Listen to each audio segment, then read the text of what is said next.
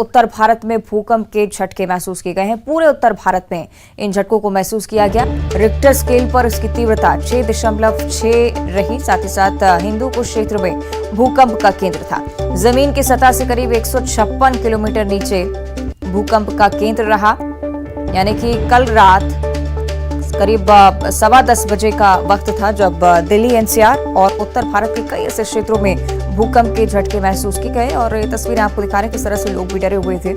फौरन हलचल होने पर अपने घरों को छोड़कर नीचे लोग पहुंच गए। 6.6 रिक्टर स्केल पर इसकी तीव्रता। समझ सकते हैं कितना भयानक भूकंप यहां आया। जमीन की सतह से 156 किलोमीटर नीचे भूकंप का केंद्र रहा।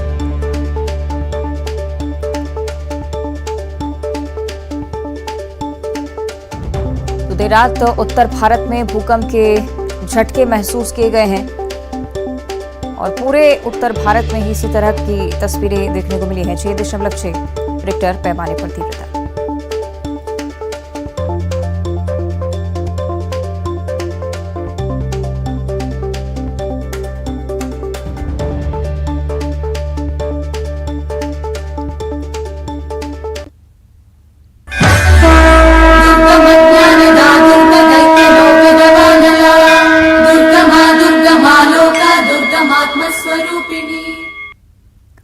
और आज का दिन बेहद खास क्योंकि आज से चैत्र नवरात्र की शुरुआत हो रही है। नवरात्रि के पहले दिन पर्वतराज हिमालय की पुत्री मां शैलपुत्री की उपासना की जा रही है। मान्यता है कि मां शैलपुत्री की पूजा से सुयोग्य वर की प्राप्ति होती है।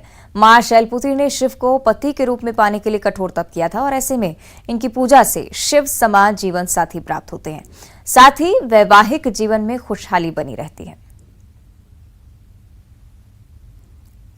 इधर कांकेर में हर साल की तरह इस साल भी मां सिंहवासिनी मंदिर में चैत्र नवरात्रि पर्व पर श्रद्धालुओं का तांता लगा हुआ है।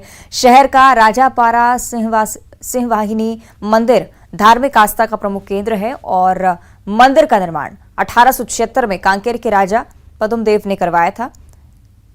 और 67 वर्षीय माखन सिंह ने बताया है कि सिंहवाहिनी माता की मूर्ति को राजा भोगदेव ने उड़ीसा के आमपानी घाटी के काला हांडी से लाया था, जो कि जमीन में गड़ी हुई थी। पहले यहां पर दशहरा के दिन ही पूजा होती थी। साल भर पट बंद रहते थे, लेकिन 1984 से मंदिर में नवरात्रि ज्योति कलश प्रज्वलित करना शुरू किया गया।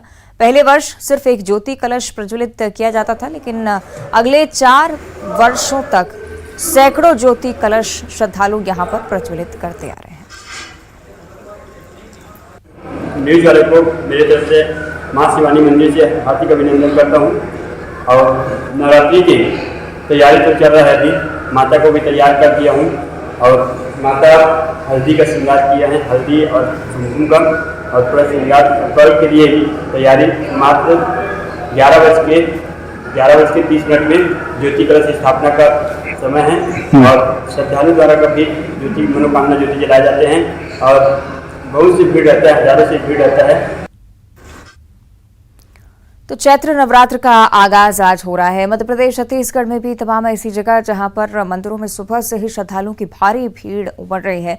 चैत्र नवरात्र एक विशेष महत्व रखता है। धार्मिक आस्था लोगों की और ज्यादा बढ़ जाती है क्योंकि नव वर्ष की शुरुआत इसे माना जाता है।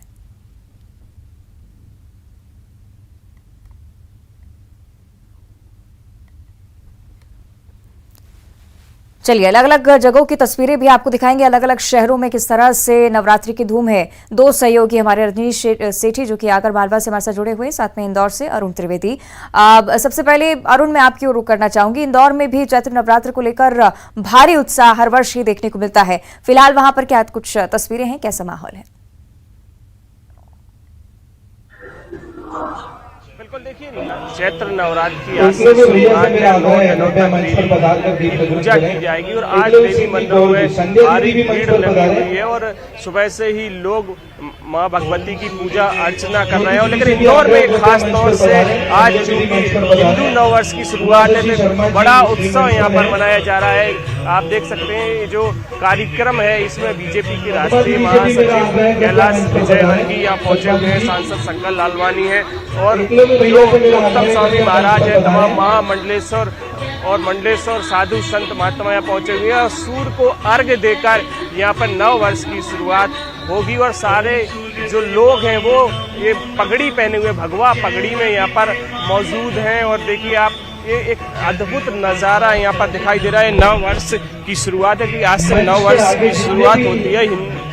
जो हिंदू नव वर्ष आज से मनाया जाता है और गुड़ी पड़वा भी आज मनाई जाती है। दीप प्रज्वलन कर इस कार्यक्रम का यहाँ पर शुभारंभ किया जा रहा है। शंख बजाकर इस नव वर्ष की शुरुआत की जाएगी और मंत्रोच्चार के साथ ये नव वर्ष मनाया। देखिए शंखों की ध्वनि, आप देखिए शंख यहाँ पर बजाया जा रहा है और सभी से नए साल में सुख समृद्धि की कामना की जा रही है कि नया वर्ष जो आए वो सभी के लिए खुशियां लेकर आए, सुख और समृद्धि लेकर आए। तो ये पूरा जो माहौल है मैं आपको दिखाऊं, ये देखिए आप, भारी भीड़ यहाँ पर बड़ा गणपति पर यहाँ पर मौजूद है। और ये देखिए सारे लोग जो भगवा पगड़ी में, अलग ही नज़ारा यहाँ पर दिखाई। तिरंगा लेकर भी लोग पहुंचे हुए हैं, पीछे लोग तिरंगा भी लिए हुए दिखाई दे रहे हैं। यहाँ पर पंडित निश्चित, यानी कि बड़ी संख्या में लोग यहाँ पर पहुंचे। अरुण, तस्वीरों के जरिए हम देख पा रहे हैं। रजनीश शेट्टी का हम रुक कर लेते हैं, आगर मालवा से हमारे साथ जुड़े हुए हैं। रजनीश, क्या कुछ तस्वीरें आगर मालवा में कितनी बड़ी संख्या में श्रद्धालु मंदिरों में पहुंच रहे हैं, तस्वीरें देखना चाहेंगे?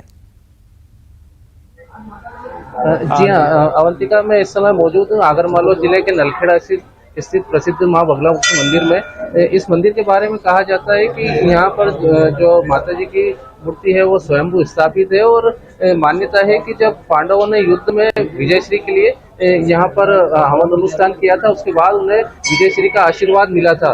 तो स्त्री शक्ति के रूप में माता यहाँ पर विराजित है। एक और धनदायिनी माँ लक्ष्मी है, तो एक और सरस्वती यहाँ पर विराजित है, बीच में माता बगलामुखी यहाँ पर विराजित है।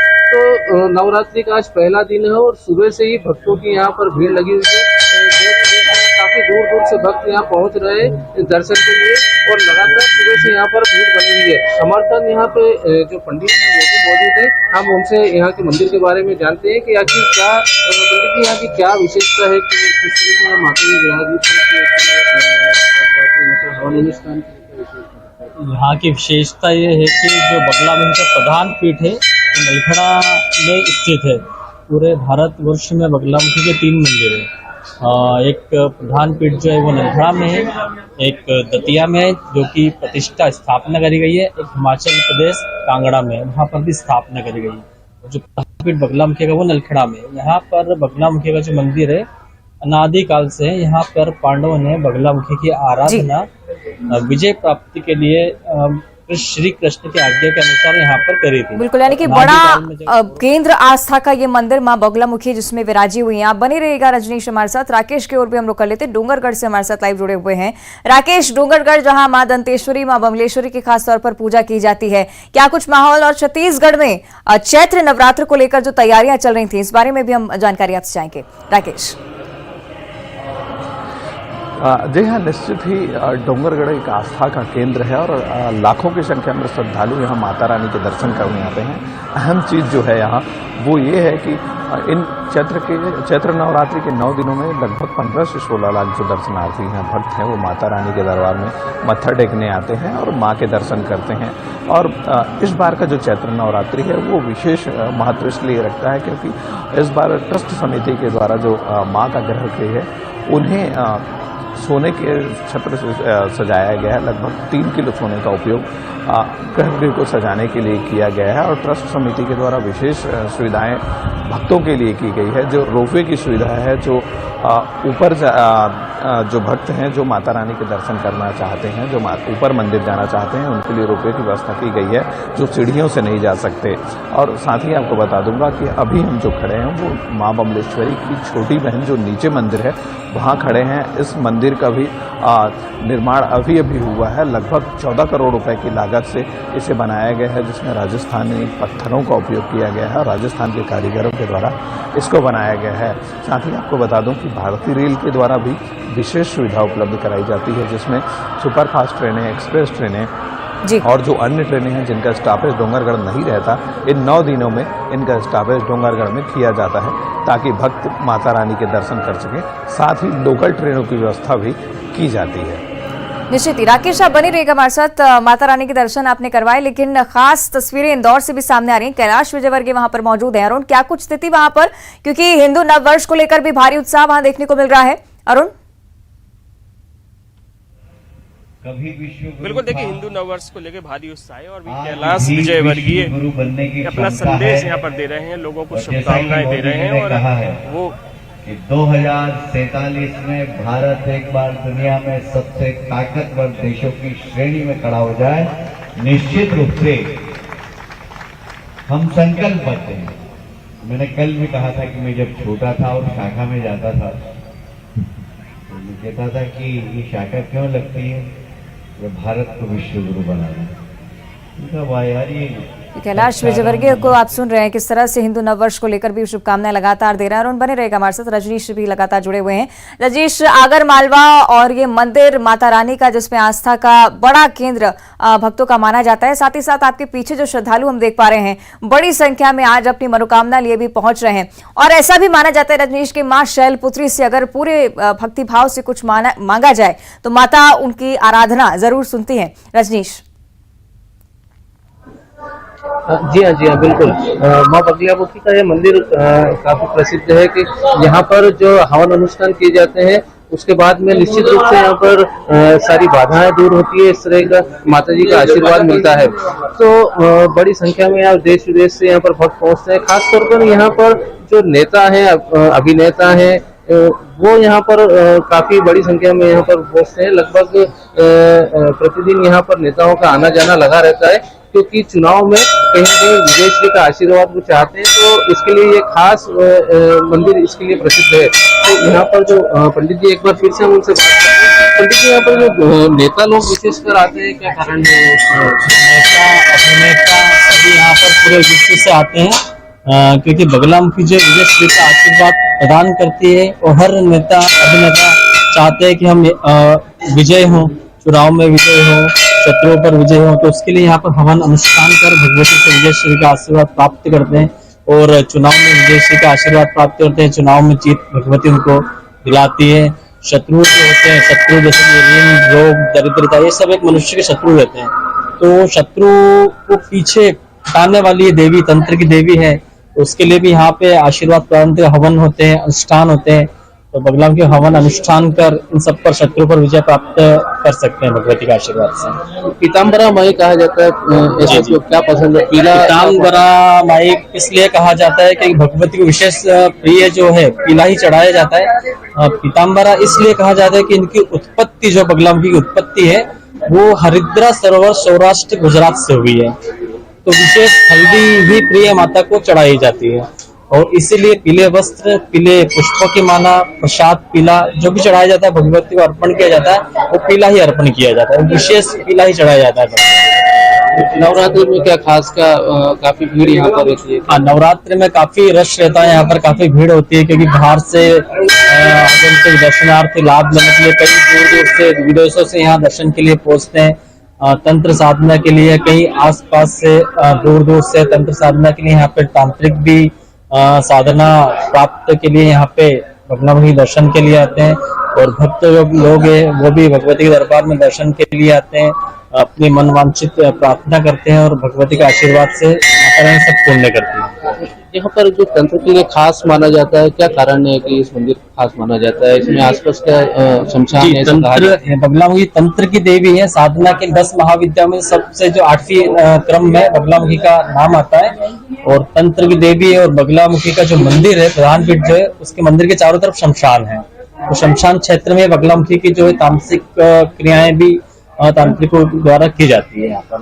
यहाँ पर मतलब शमशान है, नदी है, जो तंत्र की आवश्यक चीजें होती है वो खास है। इसके लिए सबसे नदी का तट, मंदिर के जस्ट पीछे लक्ष्मण नदी का तट है और नदी के ही सम्मुख शमशान स्थित है। तो वही तंत्र साधना के लिए तंत्र तांत्रिक आते हैं वो शमशान में बैठ के साधना करते हैं। तो जैसा कि पंडित जी ने बताया कि यहाँ पर जो बगलामुखी मंदिर, यहाँ पर जो तंत्र क्रियाओं के लिए विशेष यहाँ पर चारों ओर जो बिल्कुल, यानी कि बड़ी संख्या में श्रद्धालु यहाँ पर भी पहुंच रहे हैं। रजनीश बनी रहेगा हमारे साथ, राकेश भी लगातार जुड़े हुए हैं। राकेश, लगातार हम सुन रहे थे कि मनोकामना दीप सिलसिलेवार 9 दिनों तक जलाए जाने हैं। डोंगरगढ़ या जगदलपुर की भी अगर बात की जाए तो खास तैयारियां वहां पर की जा रही हैं। साथ ही साथ श्रद्धालु भी पहुंचना शुरू हो चुके हैं। तस्वीरें देखना चाहेंगे राकेश।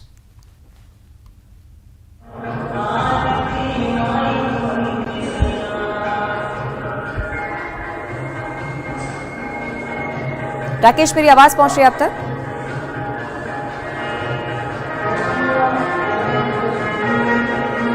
चलिए, शायद राकेश हमें ठीक तरह से नहीं सुन पा रहे हैं, लेकिन साथ ही तस्वीरें भी आपको हम दिखा रहे हैं। आप जगह जगह पर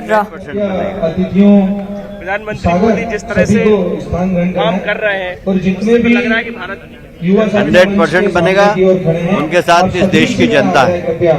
राहुल गांधी माफी नहीं मांग रहे, लगातार बीजेपी कह रही है जिस तरह से भारत का मान। तो लगातार आपको नवरात्र से जुड़ी यानी कि तस्वीरें हम लगातार पहुंचाते रहेंगे। एक छोटे से ब्रेक के लिए हम रुक रहे हैं, जल्द हाजिर होंगे।